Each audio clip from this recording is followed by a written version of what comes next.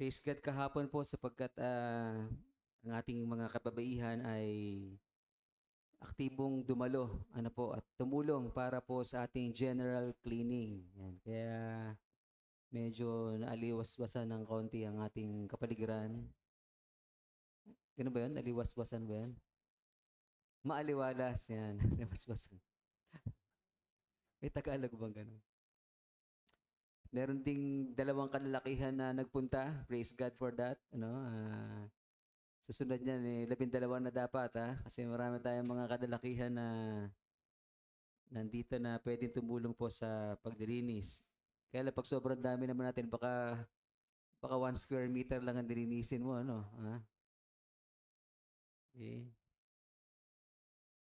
At nagpapasalamat din tayo sa Panginoon kasi itong March 1 na 'yon kahapon, 'yun po yung isa sa mga pinakiusap ko sa ibang mga kapatid natin sa pananampalataya na mag-donate, na mag-sponsor ng mga items na panglinis na sa biyaya ng Panginoon tumugon naman po sila. So, nire-recognize natin ang kabutihan ng Panginoon sa pamagitan ng mga sponsors natin, no? At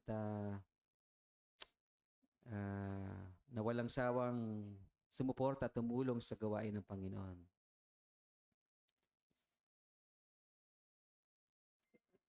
May kwento ko lang po, no? Isang pasasalamat na rin kay Lord sa binigay ni Lord sa amin na bahay sa Habitat, no? Nung yun po ay ginawang proyekto po dyan sa May Soldiers Hills. Hindi po talaga ako kasali doon, no? At pero may mga kasama akong pastor na kasama doon sa pabahay na yon, no? At ako kasi parang ever since hindi ako nasanay na ano na alam mo yon yung lumapit, no, manghingi, no. Parang sumobra yung pananampalataya ko na kahit hindi ako humingi, bibigyan ako ng Panginoon. And true enough, binigyan naman ako ni Lord kahit hindi ako humingi ng habitat na yon. Binigyan niya rin ako nung pabahay na yon ng government. Ah, nagsimula yan dun sa nakilala ako bilang marunong gumuhit ng plano. So sa akin pinaguhit yung plano na yon nung sa Habitat for Humanity sa Soldiers Hills. And then nung malaman nung engineer na hindi ako kasama dun sa pabahay, siya yung ginamit ni Lord na instrumento para mabigyan ako dun ng pabahay. And praise God kasi yung ginuhit ko na yon, yung labor na dapat na gamitin ko doon, yun ang kinonvert doon sa ano yun? Equity. Equity, no? Sweat equity ang tawag kasi magtatrabaho ka doon. No? Kinonvert na yun doon, so nadagdag na yun doon sa number of hours ko. Pero kulang pa yon para kailangan pa rin akong tumulong sa pag-build, no? So nandun kami sa site, tumutulong sa pag-build nung bahay na yon. At praise God kasi natirahan namin yon for more or less 10 years, no? Hanggang sa nagkasakit yung panganay namin. Napatira kami sa Block 9 sa bahay ng aking magulang. At kinuha ni Lord yung panganay namin at parang nasanay na kami magstay doon dahil yung tatay at nanay ko rin tumatanda na, so kailangan naming silang alagaan naman. So hanggang sa tumagal yung panahon at eventually mga lately pinatawag kami ng last week lang yata yon, pinatawag kami ng upaw ba yon? Upaw kasi hindi na daw namin natitirahan. So isang way ni Lord para ibalik kami doon at yung way ni Lord ay ah, tamang-tama sa kanyang plano kasi pabalik na rin yung biyena namin, no? At ngayon pinaghahandaan namin yung paglipat doon para makatira kami doon sa Habitat Block 9 para yung dalawang magulang namin ay naalagaan namin. So siguro kaya rin pinaalala ni Lord sa akin yon para sabihan din yung or maging mensahe din ito sa ating mga anak, no, na merong mga inaalaga ang magulang, no? Or iba ay hindi pa naman ganong katanda, kaya hindi pa alagain. Pero eventually, ganun na mangyayari din, di ba? Aalagaan natin sila dahil tatanda din sila. O yung iba sa atin, may matatanda na inaalagaan. Iba naman sa atin, kinuha na ni Lord yung mga magulang sa katandaan. Ano po, at karapat dapat lang na tayo ay ang tawag natin doon sa English ay payback, 'di ba? Payback time. Nung mga bata tayo, maliliit hanggang paglaki ay inaruga tayo nating mga magulang. So, pag sila naman yung tumanda, eh tayo naman yung mag-aaruga sa kanila. Amen po ba? Right? So, I hope hindi tayo or pare-pareho tayo ng kaisipan, no, na yung pagmamahal natin sa ating mga magulang ay pinapatunayan natin sa pamagitan ng pag-iisip sa kanila na sila ay maalagaan. Sa Amerika, ano eh, pinapaubayan na lang nila yon sa mga home care, no? Although hindi lahat, no? May mga citizens din, lalo na siguro yung mga believers na tinuruan ng salita ng Diyos na tayo ay mag-alaga, no, sa ating mga mahal sa buhay hanggang sa kanilang pagtanda. Okay, so kaya naman sa atin ng mga nagkakaedad na maging ano rin naman tayo, no? Tayo ay maging maingat din naman sa ating pamumuhay. Ngayong mga bata-bata pa tayo at may konting lakas pa maging disiplinado sa atin pong mga katawan, di ba? Kasi mahal magkasakit at saka mahirap magkasakit. Nung ako'y bata-bata, narinig ko nagkukwentuhan yung mga men and women sa mga at ang kwentuhan nila yung mga sakit sa katawan. Hindi ako makarelate kasi mga 20s pa lang ako noon, 30s, no? Hanggang 40s, ano pa malakas pa no? Parang hindi mo isipin na darating ka rin doon, no? At yun yung panahon ko ngayon na nagkukwentuhan naman kami ng mga ka-age ko na parang hindi natin iniisip na maranasan din pala natin yun, no? Ganyan, yung sasakit na rin yung mga buto-buto mo at may hirapan ka nang tumayo pagka kayo napatagal sa pag-upo doon sa sahig, no? Again, hindi makaka-relate sa atin yung mga bata-bata pa kasi bata pa sila. Pero yung sa mga matatanda agad no? Ano tama magandang tawag dyan? Mga nagkakaedad. Yan. Nagmamature. Yan, mas maganda yan. Nagmamature. Yan. Maging maingat sa pangatawan, di ba? Wag yung sobra-sobrang ano. Yan. Sobra-sobra sa sugar. Yan. Kagabi yata napasobra tayo sa no? Sa kamote, no? Ha? Pero di ba? Sobra sa kamote. Pero syempre, once a week lang naman yun, di ba? Once a week. Once a month. No? Once a month, pwede. Wag naman, once every hour. Masayang-masaya kami ng men and women dito sa paglilinis. At nagsasayawan pa nga habang ako'y tumutugtog ng drums dito. Ayan. So, next time na magkaroon ulit, monthly ba natin gagawin yan?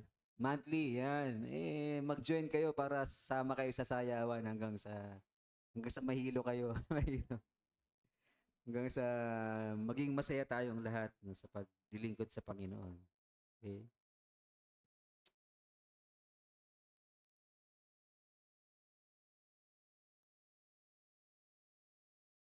Okay, so sa atin pong teksto ay si Apostle Paul ay nagbigay ng instruction sa mga believers kung paano sila dapat mamuhay bilang mga Kristiyano, bilang mga mananampalataya, bilang mga anak ng Diyos. Yan. Bilang mga niligtas ng ating Panginoon. So, merong inaasahang pamumuhay, lifestyle sa lahat ng mga sumasampalataya sa ating Panginoong Jesus. At ito'y binanggit ni Apostle Paul sa Romans 8, no? At yun ay tungkol dun sa isang buhay na pinangunahan ng banal na spirito or controlled by the Spirit. Sabihin natin, controlled by the Holy Spirit. Yan. So tayo ay inaasahan ng Diyos na mamuhay sa paraan na tayo ay controlled by the Holy Spirit. Let's all bow down our heads and let's pray. Aming Ama na makapangyarihan sa lahat, Ama sa langit, salamat po sa magang ito, Panginoon, na kami pinagtipon-tipon po ninyo. Hindi po aksidente na kami narito. At kami rin naman sa aming sarili ay sa pamagitan ng iyong gabay ay nagdesisyon, Panginoon, na pumunta rito sapagkat nais naming sambahin ka ng sama-sama at makinig sa inyong salita ng sama-sama at matuto sa inyo, lumago sa aming pananampalataya at patuloy na mabago na inyong salita, Panginoon. Salamat sa presence na inyong Holy Spirit na siyang aming great teacher. Ikaw po ang siyang manguna sa amin, magturo sa pamagitan ng inyong lingkod at ah, turuan kami, tulungan kami sa pamumuhay namin bilang isang anak mo, bilang mga anak mo at mga mananampalataya sa inyong anak na si Yesu Kristo. Ito po aming dalangin sa pangalan ni Jesus. Amen. Okay, so Romans 8:5-6, for those who live according to the flesh set their minds on the things of the flesh. But those who live according to the Spirit set their minds on the things of the Spirit. For to set the mind on the flesh is death, but to set the mind on the Spirit is life and peace. Okay. So dito po sa talatang ito na sinulat po ni Apostle Paul under the guidance of the Holy Spirit, ay tinuturo po sa atin ang katotohanan tungkol sa ating focus. Sabihin natin focus. Okay. So meron tayong parang pinagtutuunan ng pansin. No? Every day sa pamumuhay po natin, di ba, meron tayong agenda, meron tayong calendar, meron tayong things to do, okay, or to-do list. No? At yun ay parang nasisilbing ating focus for the day. Okay? At sa Biblia po, sa text nating pag-aaral po ngayon, makita po natin kung ano yung focus na dapat hindi mawala sa ating calendar at sa ating daily living. Okay? At yun ay ang ating maging focus ay hindi yung, of course, hindi yung ating laman, kundi yung things of the Spirit. Okay? Na tayo ay maging godly, hindi maging worldly, na tayo ay mag-focus sa Diyos, hindi dun sa mga bagay sa mundong ito, na tayo ay lumakad sa Spirit, walk by the Spirit, not according to the flesh. Okay? Sapagkat merong consequence kung tayo ay lalakad na ayon sa laman, merong consequence. Ano yung consequence? Pag lumakad ka na naayon sa laman, ano yung consequence nun? Death, di ba? Sapagkat yun ay kasalanan na patungo sa kapahamakan. Pero kung tayo lalakad ng ayon sa Espiritu, ano yung sinasabing talata? Saan tutungo yun? Sa buhay at kapayapaan. Life and peace, na sapagkat yung buhay na bibigay ng Diyos sa atin, na buhay walang hanggan ay magdudulot sa atin ng kapayapaan, sapagkat sa kaharian ng Diyos ay merong kapayapaan at kasaganahan. Okay, so now mula dito ay tingnan po natin ng apat na mga katotohanan, hindi lang po sa ating talata, kundi sa context ng ating talata, upang maintindihan po natin ang kalooban ng Panginoon at nais turo ng Panginoon sa atin sa umagang ito. Number one, hindi natin pwede na i-please ang Diyos kung tayo ay lalakad ayon sa laman. Pag lumakad tayo ayon sa laman, mamaya explain natin kung ibig sabihin nun, although I'm sure last week or sa mga previous Sundays, and explain natin kung ano ibig sabihin ng paglakad sa laman. Hindi natin mapiplease ang Diyos pagka tayo ay lumakad sa laman. Okay? Mahirap pagka babae kasi lawuman, di ba? Laman, lawuman. Verse 8, those who are in the flesh, cannot please God. Doon sa proceeding ng ating text. Right? Lahat ng nasa laman ay hindi makakalugod sa Diyos. Okay? So, ibig sabihin yung to please God means yung matuwa siya sa buhay mo, yung malulugod siya sa buhay mo. Ginagawa mo ba yun sa buhay mo na sinisikap mong malugod ang Diyos? Eh, yung sinisikap mo na matuwa ang Diyos sa iyong buhay? Ayan. Maganda kung gano'n sapagkat yun ang doon tayo lalong hindi lang, syempre, pag kinatuwaan ka ng Lord, ano kasunod nun? Ha? Favor yon, di ba? Parang katulad sa magulang natin, kapag tayo ay naglinis ng bahay, ano yung kasunod nun? Ganun ba kayo sa inyong tahanan? Pagka kayo naglinis ng bahay, anong premyo sa'yo? Masarap na ulam. Yan. O kaya favor, di ba? Yung bibigyan ka ng, wow, grabe, parang may sakit yung anak ko ngayon na naglilinis. Yan. Ano nakain mo? Ayan, yun ang premyo mo. Ay, hindi. Madalas kasi ganun na parang nagiging premyo ng mga anak. So pag nakita natin ating mga anak na masipag, di ba, mataas ang grades, naglilinis ng bahay, tuwan-tuwa tayo sa kanila. At sa katuwaan natin, binibigyan natin sila ng kahit papano ay token of appreciation. Ganun din sa ating Panginoon, kung di ba, kapag tayo ay nakapagbibigay sa Kanya ng kaluguran sapagkat ang ating buhay ay nakikitaan niya ng kabutihan, di ba? Yung pagsunod sa magulang, yung mga paggalang, yung mga ugaling magaganda na nakikita sa iyo ay nakapagbibigay ng kaluguran sa Diyos. You are pleasing God in your life and therefore God is happy for you and He's going to return that with favor. Okay?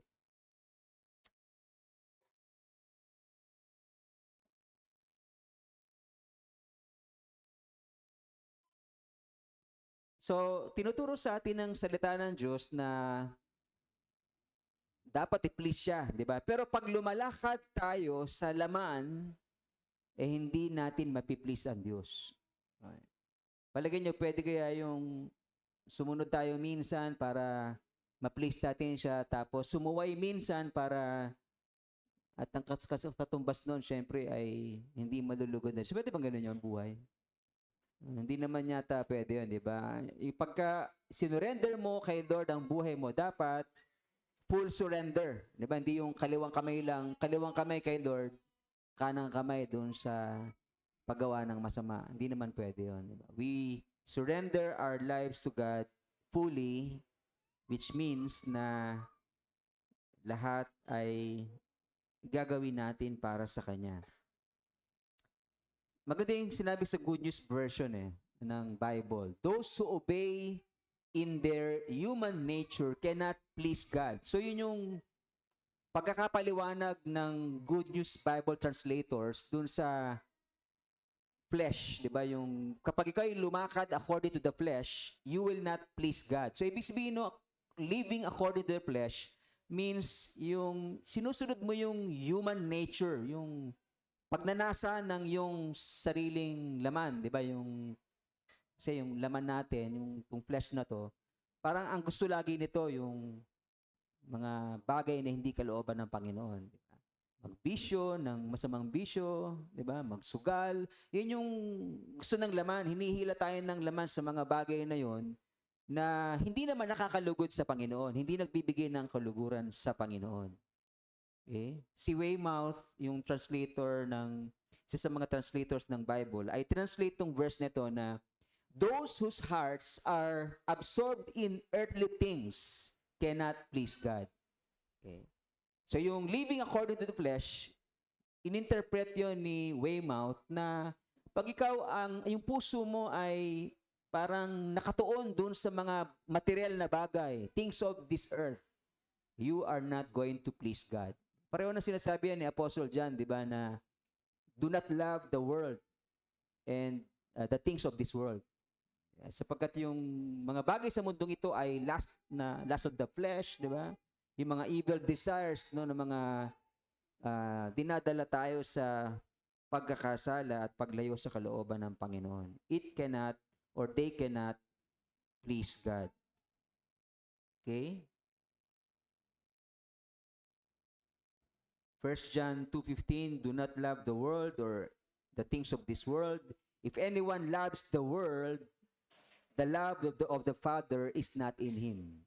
Kasi hindi mo siya may please, di ba? So yung love of the Father is not in Him. Kaya ayaw natin na maging materialistic. Sabi mo yun, ayaw ng Diyos na maging materialistic ka. Okay. Right? Ano ba yung materialistic? Yung tipong binigyan mo ng cellphone na China, magdadabog yun. Ang hihingi nun, iPad.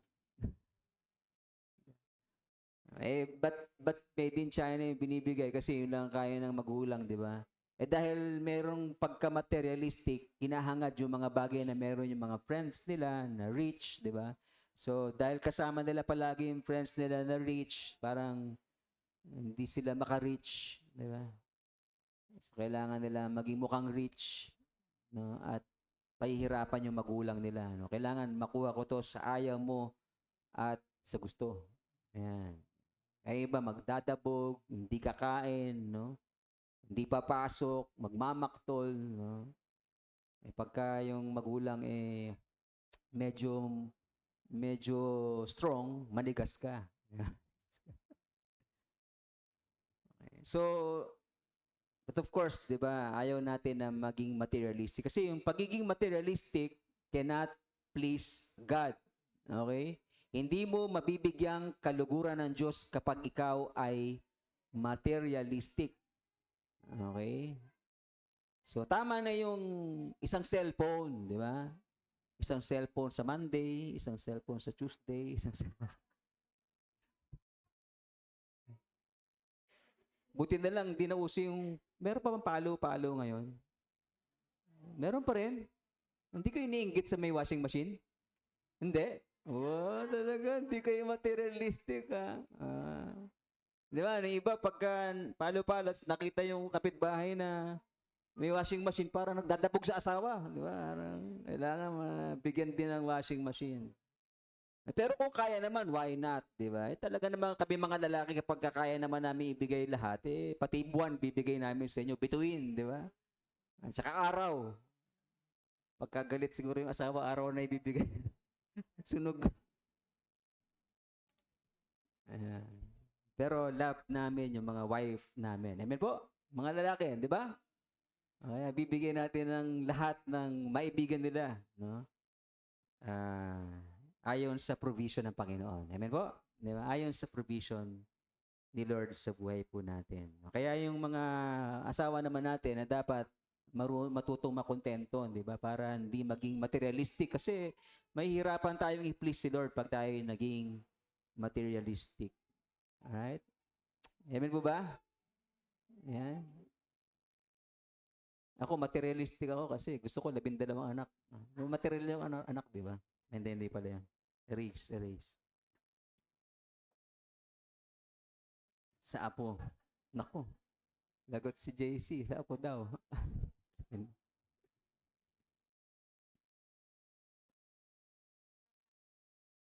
So, gusto nating i-please si Lord sa buhay natin. Amen po ba?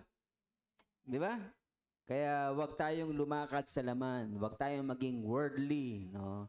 Hayaan natin na patayin sa ating sarili yung desires na evil upang sa gayon ay ma-please natin si Lord. Pangalawa na tinuturo ni Apostle Paul, of course ni Lord dito sa talatang ito, sa Romans chapter 8, na yung pamumuhay doon sa flesh, na yung paglakad natin sa flesh, sa mga evil desires, sa worldliness, materialism, ay walang ibang may dudulot sa atin kundi ang maging kaaway ng Diyos. Ganun pala yun, no? Kapag ikaw ay naging materialistic at mas minahal mo na ang sanlibutan kaysa ang Diyos at ikaw'y lumakad sa laman, then you will become an enemy of God. Sampu sa ating talata po yun sa verse 7 ng Romans chapter 8, for the mind that is set on the flesh is hostile to God. Ano ba ibig sabihin ng hostile? Ayan, nagiging kaaway, nagiging kaalit ng Diyos yung mga ang isipan nila ay nakatuon dun sa flesh, worldliness, sinful desires. For it does not submit to God's law, indeed it cannot. Maganda yung translation ng Good News Bible para maintindihan natin yung kung paano ito na-interpret ng Good News translators. And so, people become enemies of God when they are controlled by their human nature. Okay? Kapag tayo ay lumalakad sa laman, kontrolado ng ating self and fleshly desires, then we become enemies of God. Okay, parang ang hirap nun, no? Hirap tanggapin kasi gusto natin maging kaibigan ng Diyos. At kadalasan, di ba, mga Pilipino, typically, laging sinasabi, pagka tinanong mo na kung sila'y may pananampalataya sa Diyos, sasabihin nila, oo, di ba? Kaya nga tayo ang isa sa tinatawag na, ano yun? Only lang ba? Only Christian nation? Or isa sa pinaka-highest rate ng Christianity sa buong mundo, ang Pilipinas. No, at tayo ay kinikilala bilang makadiyos, di ba? Parang hirap isipin na tayo magiging kaaway ng Diyos sapagkat tayo makadiyos. Pero once na tayo ay naging kontrolado ng ating laman, ng kasalanan at ng kamunduhan, then we become enemies of God. Yan po ang tinuturo ng salita ng Diyos at yan ang katotohanan. Sa Tagalog translation, ito po yung sabi, sapagkat ang kaisipan ng laman ay pakikipaggalit laban sa Diyos. Right? Sa James chapter 4 verse 4, sabi ni Apostle James, "You adulterous people, do you not know that friendship with the world is enmity with God?" Ang pakikipagkaibigan sa sanlibutan ay pakikipag-away sa Diyos. No? Kapag tayo ay mas nagmahal sa mga bagay sa mundong ito, nakikipag-away tayo sa Diyos. Hirap isipin, no? Hindi naman masamang bumili ng mga bagay na kailangan mong gamitin, pero magkaiba yung needs versus wants, di ba? Meron tayong kailangan bilhin sa buhay. Ngayong lilipat na kami, talagang magkaibigan kami ngayon ng Shopee, di ba?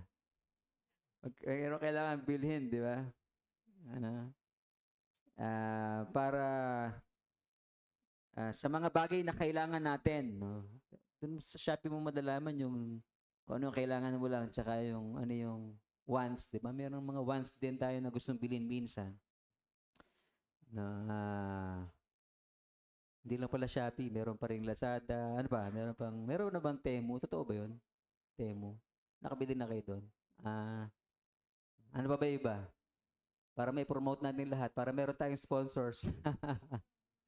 Pero bibili din tayo dyan sa SM. Bibili din tayo dyan saan ba? Sa Novo. Alam niyo Novo? Ano yung Novo? Mga taga San Pedro, alam mo yung Novo eh. No? DIY. Dahil na-mention kayo, huwag niyo kami kakalimutan.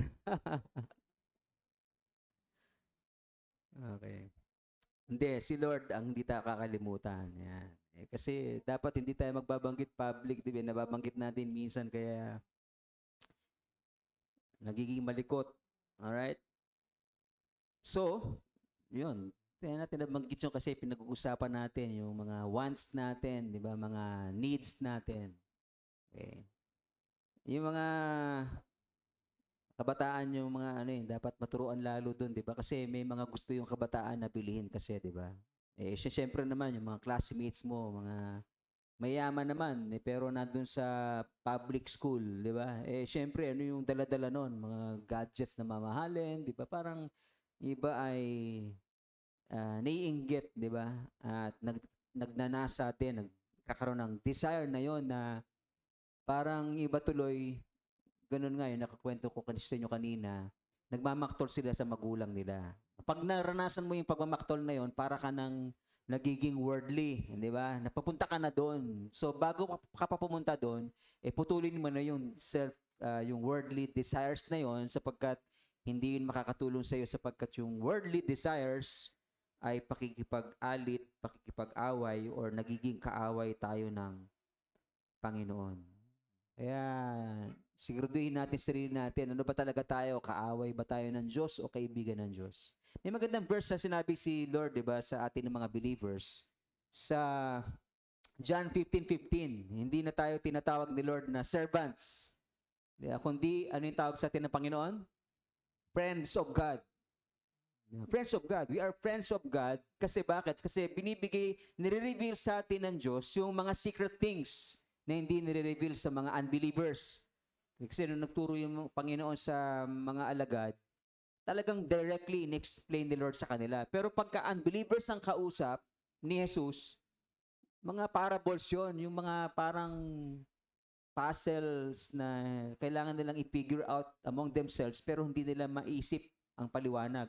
Pero pagka ang kausap ni Jesus ay mga believers na, okay, in-explain niya yon para maintindihan nila. Kasi friend yung mga friends, nakakaintindihan yon, di ba?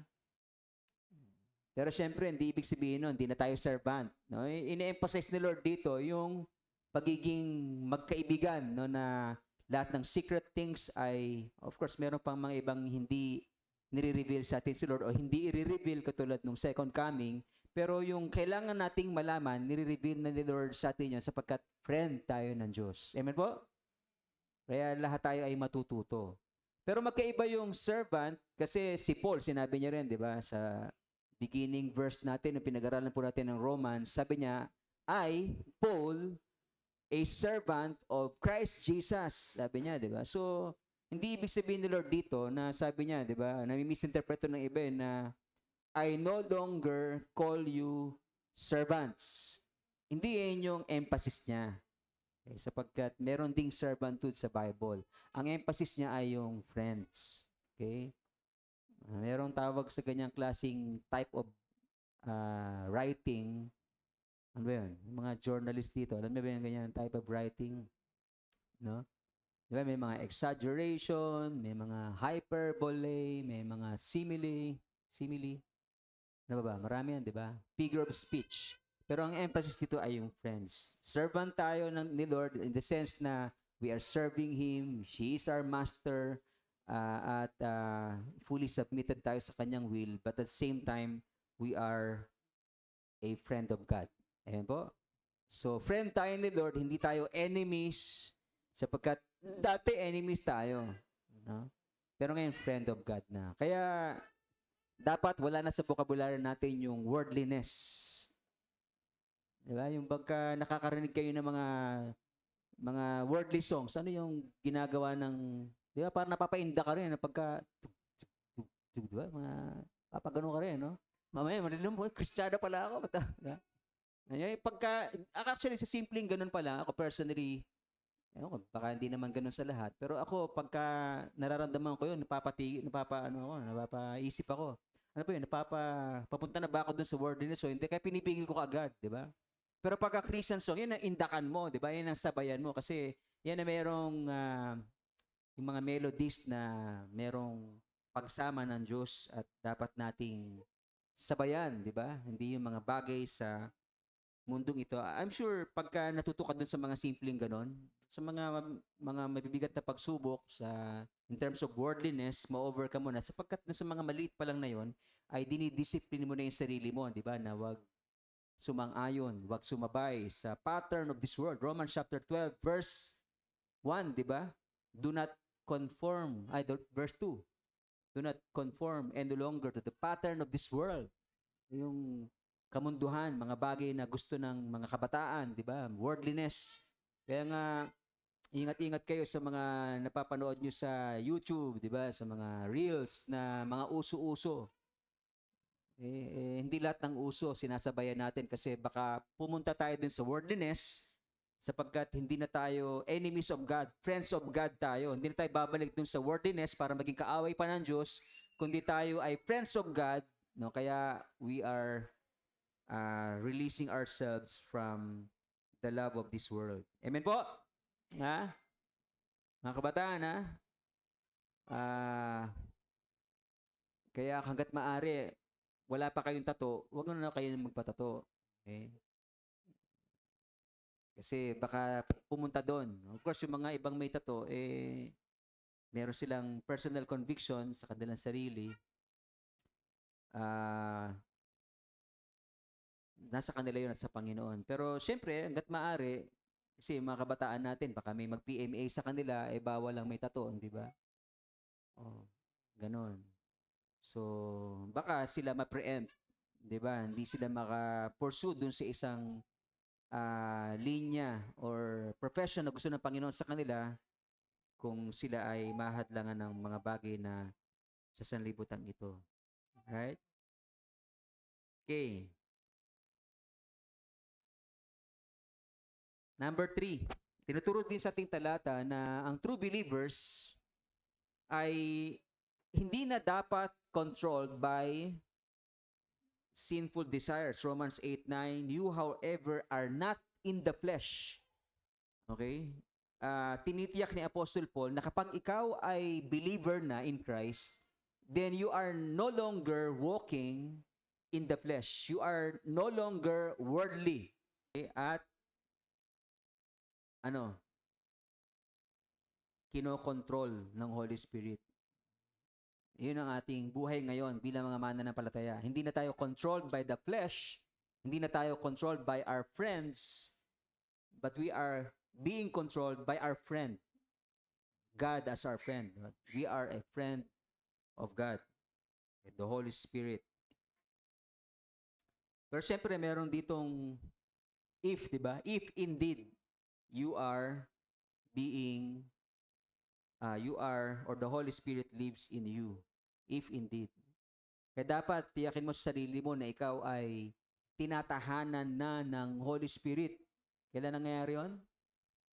Kailan nangyayari yun? Noong tayo ay nagsisi at sumampalataya sa ating Panginoon. Alright? So, dapat talaga matiyak mo sa iyong sarili na ikaw ay nagsisi na at totoong sumasampalataya sa Panginoon at nagpapasakop sa Kanyang kalooban sapagkat dito tayo makakaranas ng pagtahan ng banal na Espiritu sa atin at sa oras siya tumahan sa atin, siya yung ating nagiging gabay, siya yung ating tagapanguna at nagpapakontrol tayo sa Kanya. Alright?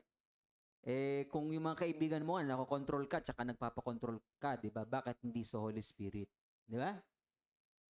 Kaya lagi nating sinasabi sa mga anak natin, makinig ka palagi sa leading ng Holy Spirit. Sapagkat ang Holy Spirit ay hindi magtuturo sa atin ng mga bagay na hindi ayon sa kalooban ng ating Panginoon. Laging ayon sa kalooban ng Panginoon. Okay? Galatians 2:5, chapter 22 to 23. Isa sa mga bunga. Of course, yung fruit dito ay singular, meaning kung ano yung first na na-mention, yun yung pinaka bottom line, di ba? Pinaka parang point na ang fruit of the Spirit is love. Okay? Pero along with that, meron pa yung iba na mga kasama. At kasama din yung self-control. Once you are walking by the Spirit, sapagkat ikaw ay born again na, ikaw ay tinatahanan na ng Holy Spirit, then you walk by the Spirit, mararanasan mo yung self-control. No, kapag ka nandyan yung barkada mo na iniimbitahan ka sa masamang bisyo, meron ka ng self-control. Parang dati walang control, di ba? Parang kung ano yung sabihin nila gagawin mo. Pero ngayon may control na. Sapagkat yan ang bunga ng Espiritu Santo. Pag tinatahanan ka ng Holy Spirit, suddenly, magkakaroon ka ng self-control. Gusto mong magmura. Dati nagmumura ka sa neka, di ba? Pero naging born again ka na, parang meron nang kumukontrol sa'yo na parang ayaw mo nang banggitin yon. Sapagkat yun ay pagkilos ng Holy Spirit sa buhay natin na tayo ay kinokontrol niya at tayo ay nagpapakontrol sa Kanya. Okay? Or iniimpluwensyahan niya at tayo ay nagpapakontrol sa Kanya. 2 Timothy chapter 1 verse 7. For God gave us a spirit not of fear, but of power and love and self-control. Okay? You are no longer being controlled by your sinful desires, no, your friends na unbelievers sa mga gawang masama, but you are being controlled by God sapagkat ang binigay sa iyo ng Diyos na Spirit ay yung Spirit ng self-control. May power ka na binigay sa iyo ang Diyos para ikaw ay matutong mag-control. Di ba? sa iyong sarili. Bago ko na overcome yung pagkain ng too much rice, kailangan mo ng self-control doon, di ba? Una, manginginig ka sa gutom, no? Talagang hindi mo makokontrol, kakain ka, di ba? Di eventually, tuturuan ka ng Holy Spirit para maging self-controlled. Di makokontrol mo na. Kaya paunti-unti na lang. Pitik-pitik na lang. Pitik-pitik na lang. Na hindi makakasama sa'yo, di ba? Mas mabuti nga sana yung wala, kaya lang parang babagsak ka no?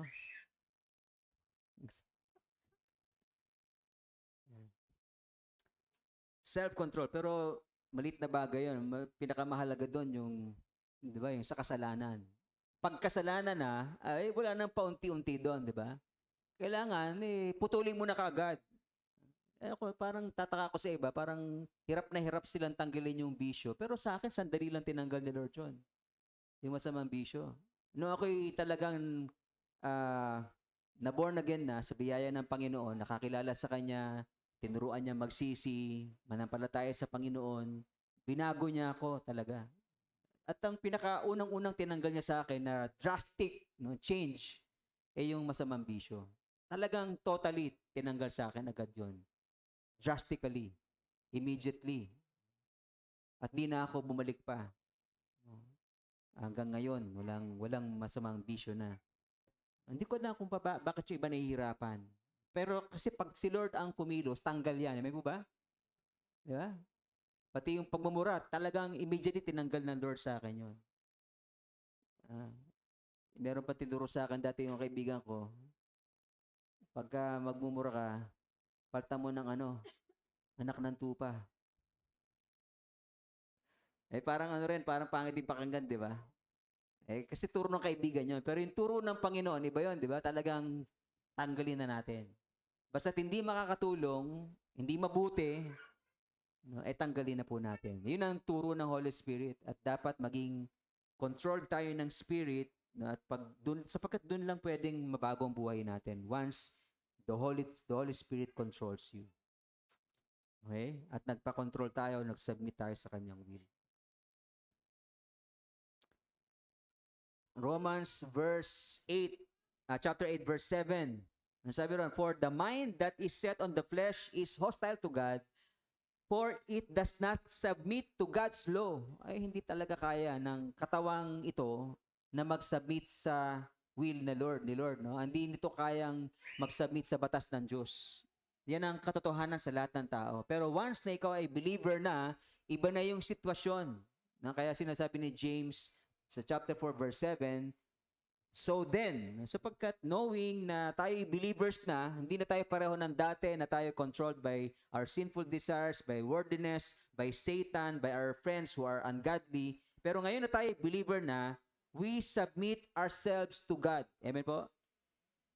Although ito yung command, ibig sabihin, meron pa rin temptations sa buhay natin na hindi tayo nagpapasakop sa kalooban ng Diyos. That's why si Apostle James and the rest of the apostles are instructing us na submit yourselves to God. Sapagkat na pinakamabuti na gawin natin sa buhay na to. Resist the devil and he will run away from you. Kaya hindi tumatakbo yung diablo, kaya hindi siya lumalayo sa'yo because you do not resist him. Di ba?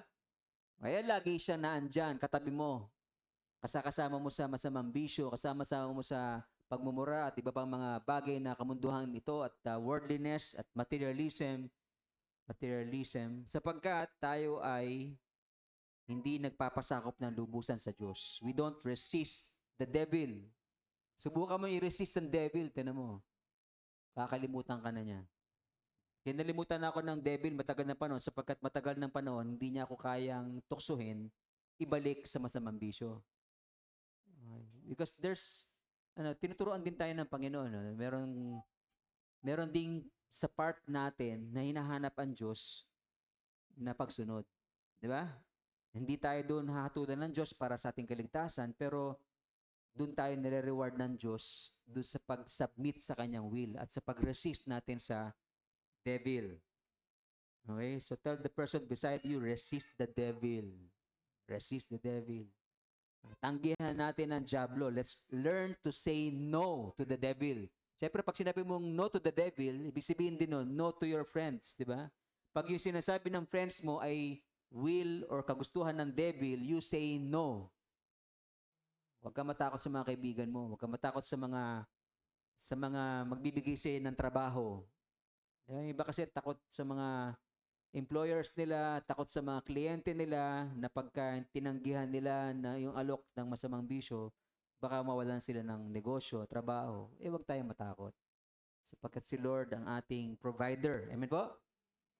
Siya ang magpo-provide or will make a way out para sa atin.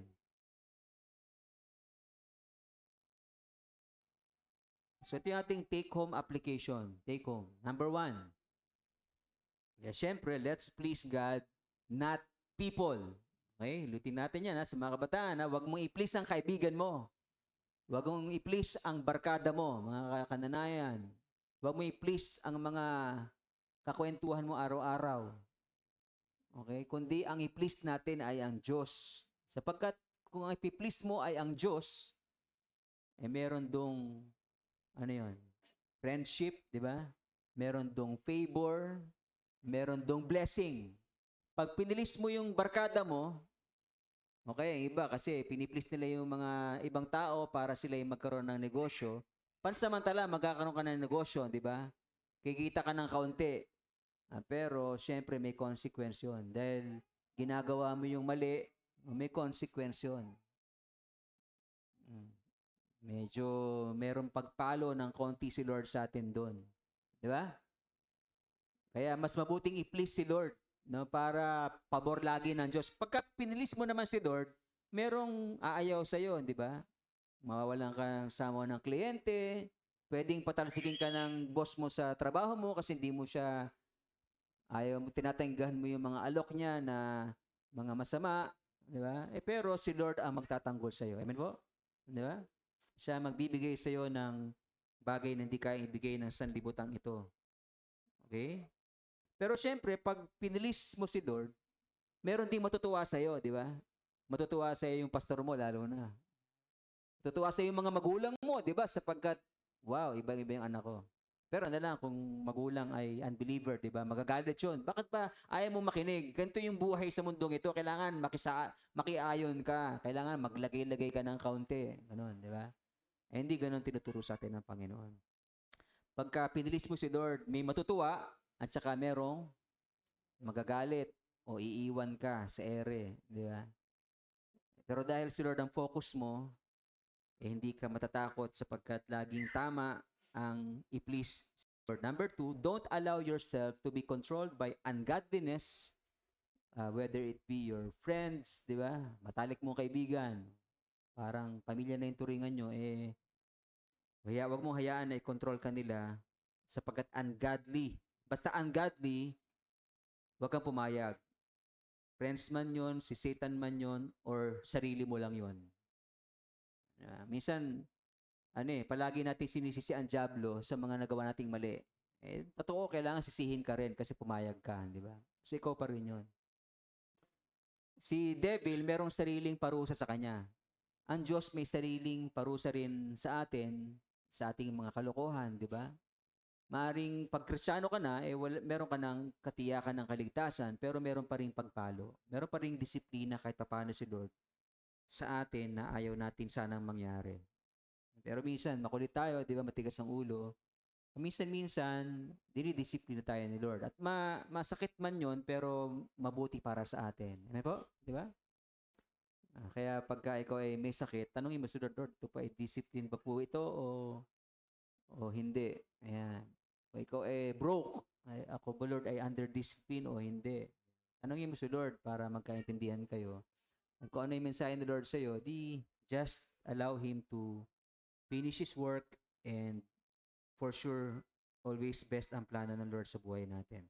And then number 3, walk by the Spirit. Galatians chapter 5 verse 16, sabi din ni Apostle Paul sa mga believers sa Galatia, I say, walk by the Spirit and you will not gratify the desires of the flesh. So yun ang susi para hindi ka mamuhay sa kamunduhan, para maiwasan mo yung desire ng flesh na ito na evil, then let's walk by the Spirit. Okay. Kasama na natin ng Holy Spirit, kailangan na lang natin ay samahan, lumakad kasama niya. Kasama na natin siya, pero pahintulutan siya na manguna. Di ba? Kasi minsan kasama natin, tayo yung una, siya yung huli. Di ba? Kaya buhay natin ang nasusunod. Yung mga perks natin and wants ang nasusunod, hindi yung will ng ating Ama sa langit. Pero pag ginawa nating una si Holy Spirit sa atin, ang Holy Spirit, at hinayaan nating sundin ng lahat ng mga sinasabi niya sa atin, then makukuha natin ang favor and blessing ng ating Panginoon. Romans 8:6, yung last verse natin, to be controlled by human nature results in death. Ayaw natin yon. Dati, doon yung posisyon natin. Dahil tayo ay makasalanan at namumuhay sa kamunduhang ito, mga paglabag sa kalooban ng Panginoon, papunta tayo sa kapahamakan. But now, iba na po yung ating kadalagayan. To be controlled by the Spirit results in life and peace. Yun ang ating goal. Yun ang ating pupuntahan. Yun ang ating pinatutunguhan. Yung kapayapaan at buhay na pinangako ng Panginoon. Kaya tayo ay magpa-control sa Holy Spirit. Amen po? Okay, sabi mo sa katabi mo, be controlled by the Holy Spirit. Tayo po ay dadako po sa ating pag-aalaala ng banal na hapunan ng ating Panginoon. So, ihanda po natin mga sarili. Ito pong ating ginagawa once a month, every first Sunday of the month, ay pag-aalaala ng kabutihan ng Diyos sa atin, ng pag-ibig ng Diyos sa atin. Na minsan, isang beses, ang Diyos Ama ay pinadala ang kanyang anak na si Jesus, kaisa-isang anak, upang akuin ang ating makasalanan at sa kanya ipataw ng Diyos Ama ang kamatayan na dapat ay para sa atin. Okay? At ito po yung very essence nito pong ating pag-aalaalang ito, ang kamatayan at muling pagkabuhay ng ating Panginoong Jesucristo. So sa tuwing tayo ay magpa-participate, yun yung ating nasa isipan. Lord, salamat po sapagkat inako mo yung aking mga kasalanan sa krus. Salamat po sapagkat pinatawad mo ako at hinugasan sa aking mga kasalanan. Salamat po sapagkat binigyan mo ako ng katiyakan ng buhay na walang hanggan. Yun po yung aalalahanin natin every time that we partake of the bread and the wine, which symbolizes po yung body and blood of Christ for the remission of our sins. So kailangan i-examine natin ating mga sarili. Yun naman ang ating pamanik naman ng Panginoon sa atin. Examine mo yung sarili mo kasi ako binigay ko sa iyo lahat, 'di ba? Sarili ko binigay ko sa iyo. Pagmamahal ko binuhos ko sa iyo. Pinatawad kita, niligtas kita, meron kang buhay na walang hanggan. Sa akin ka pagkatapos ng buhay na ito, magpakailanman. Ikaw naman, ano naman yung magagawa mo para sa akin? Yun yung hinahanap ni Lord sa atin. So siya sa atin natin, di ba?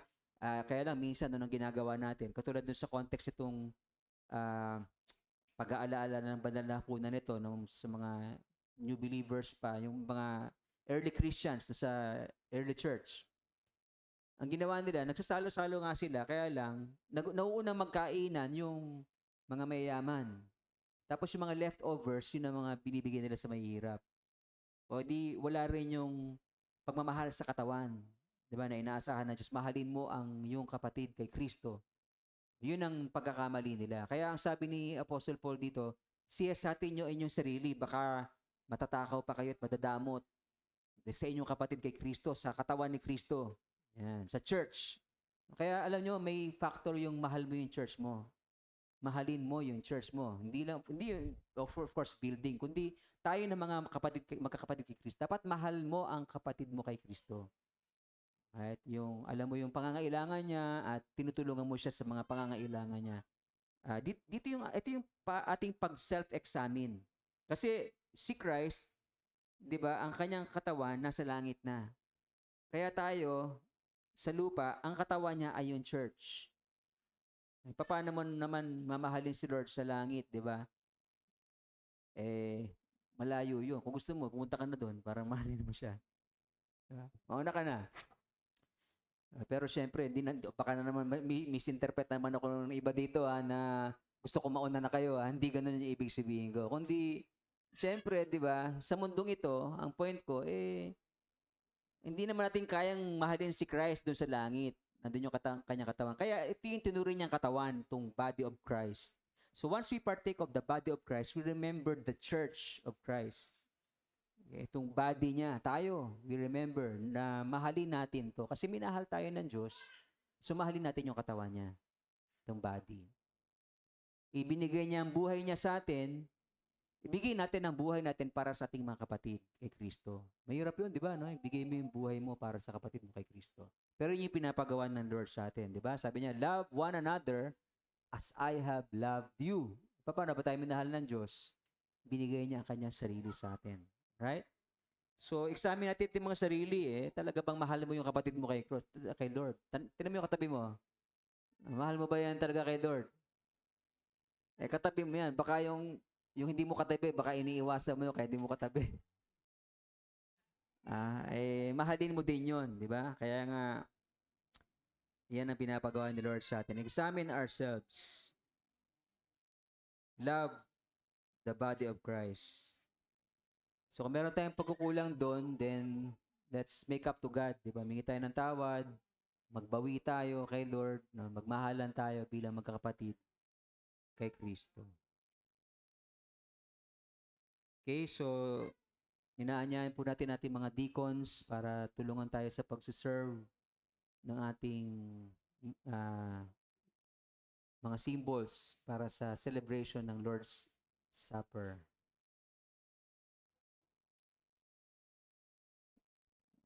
Habang binibigay po ito, pinamimigay.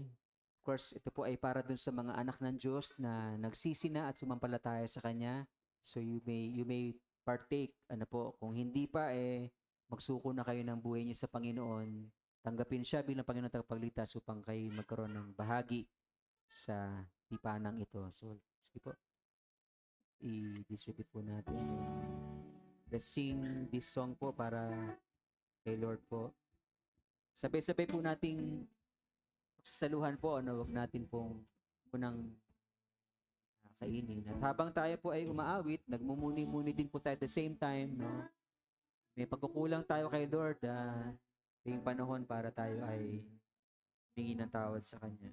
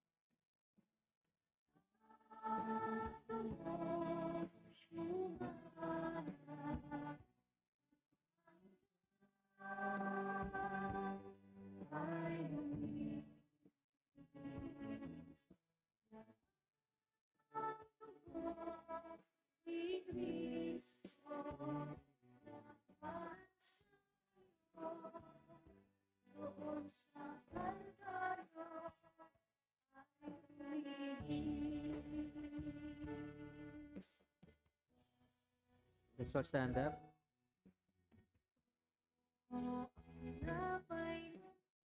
Ang Panginoong Yesus, nung gabing siya'y pagkanulo ay dumupot at tinapay, Nagpasalamat at pinagpirapraso ito at sinabi, ito ang aking katawan na nihandog para sa inyo.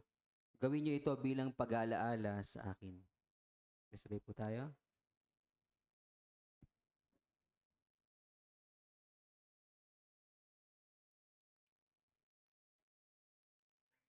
Gayun din naman, matapos magapunan, hiniwakan niya ang saro at sinabi, ang sarong to ang bagong tipan na pinagtitibay na aking dugo.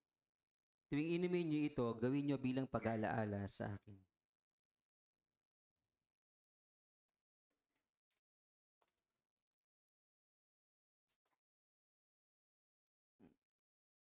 Heavenly Father, once again, we thank you, Lord, sa inyo pong sacrifice, Panginoon, na at love po sa amin na pinamalas nyo sa pamagitan ng inyong anak na si Jesus.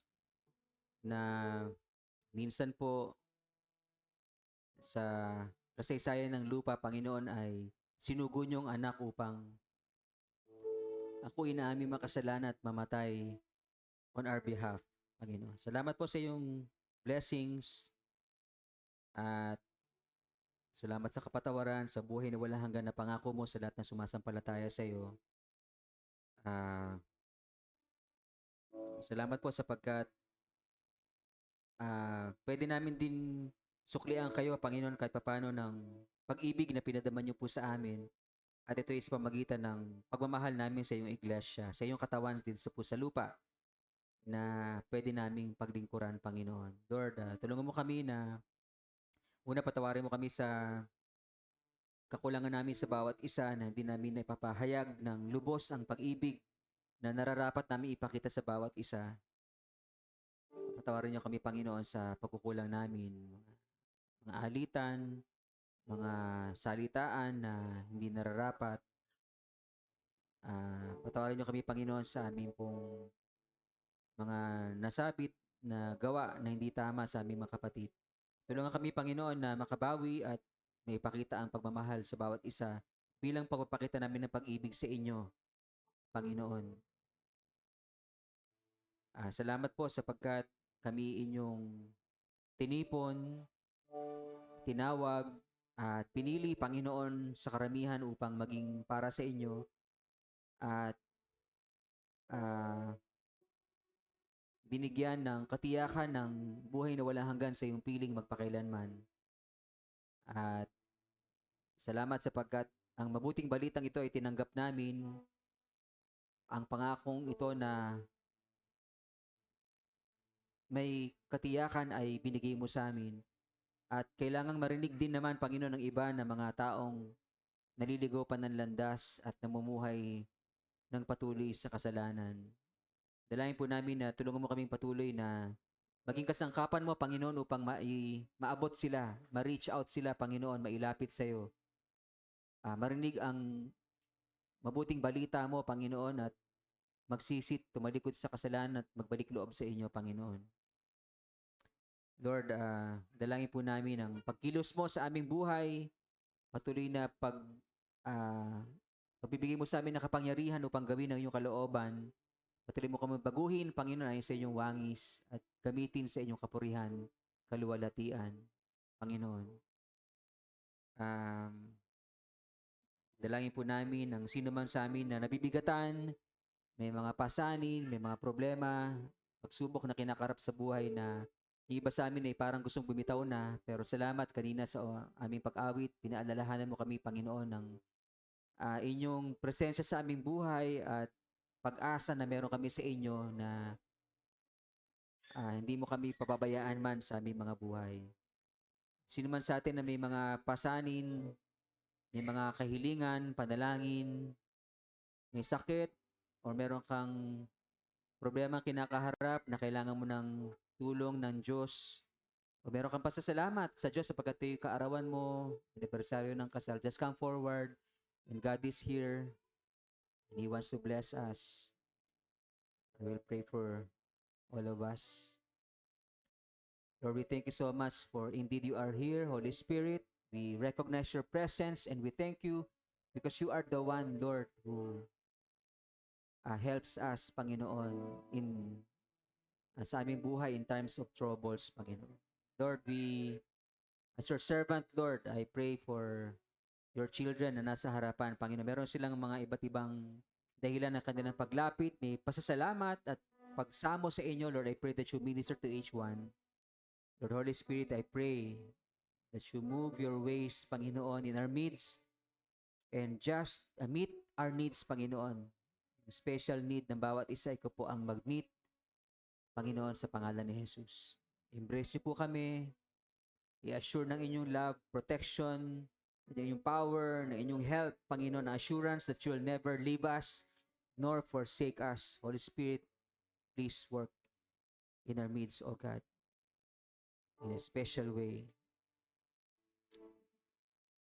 Salamat, Panginoon. Salamat, Holy Spirit, sa inyong pagkilos, Panginoon, sa aming kalagitnaan. Sa mga may sakit, karamdaman, manampalataya ka sa Panginoon Diyos ng kagalingan mula sa Kanya sa pangalan ng ating Panginoong Jesucristo. In the name of Jesus Christ, pray that God will heal you by His power in Jesus' name. And pray, believing that He will do what is impossible in Jesus' name. Thank you, Holy Spirit. Thank you, Jesus. Thank you for healing grace, Panginoon, na inyo pong ginagawad sa inyong mga anak, even right now, in Jesus' name. Panginoon, sa mga may problema sa amin, material, Panginoon, I pray that you would grant favor, blessing, materially, Panginoon, sa bawat isa sa amin. Sa mga may negosyo, Panginoon, ang inyo pong provision, Panginoon, ng wisdom na kailangan po nila, Panginoon, sa pagtatrabaho, pagnenegosyo, Panginoon, pagkaloob niyo po sa kanila. Ang pabor mo, Panginoon, sa inyong mga anak, lalo tigit sa mga inuuna ang inyong kaharian at ang inyong katuwiran. Panginoon, you said in your word that if we seek your kingdom and your righteousness, everything we needed in life, Panginoon, materially speaking, will be added unto us. So receive God's favor, material blessings in Jesus' name. Dahil ikaw ay naglilingkod sa Kanya, tapat sa Kanya, inuuna siya sa iyong buhay, receive the blessings from our Lord Jesus Christ. Oh, bless your name. Thank you so much, Lord Jesus. Dalangin po namin aming mga kapatid sa abroad. I-bless niyo po sila, Panginoon. Ingatan, Panginoon. Ilayo sa masama, Panginoon. At i-bless ng patuloy sila maging blessing sa kanilang loved ones and even your church, Panginoon. Bless niyo po aming government sa nalalapit na eleksyon. Dalangin po namin ng katalinuhan. Pagkaloob niyo po sa bawat isa sa amin upang ma-distinguish namin kung sino po, Panginoon, ang mga dapat mailuklok na may takot sa inyo at naghahangad ng pinakamabuti sa aming bayan, Panginoon. Lord, we pray that you fill us with your Holy Spirit, Panginoon, sa paglakad po namin sa buong linggong ito na aming harapin. Kailangan namin kayo sa buhay namin, Panginoon. So fill us now with your Holy Spirit, Panginoon. Puspusin niyo kami ng inyong Santong Espiritu. Baranasan namin ang inyong kapuspusan sa mga sandaling ito sa pangalan ni Jesus, O God. Palakasin niyo kami at tulungan na maging matagumpay sa mga kakaharapin naming pagsubok at tukso sa buhay nito, Panginoon. Tulungan po kami, Panginoon, magtagumpay sa pangalan ni Jesus, Panginoon, in Jesus' name. Kaya niyo po sa inyong lingkod, ipataw ang biyaya, pagpapala sa inyong mga anak. Pagpalain ka nawa ng Panginoon, ingatan ka, pagliwanagin ng Panginoon ang kanyang mukha sa iyo at mahabag sa iyo. Ilingap nawa ng Panginoon ang kanyang mukha sa iyo at bigyan ka ng kapayapaan ngayon at magpakailanman. And all of God's people say, Amen. God bless everyone.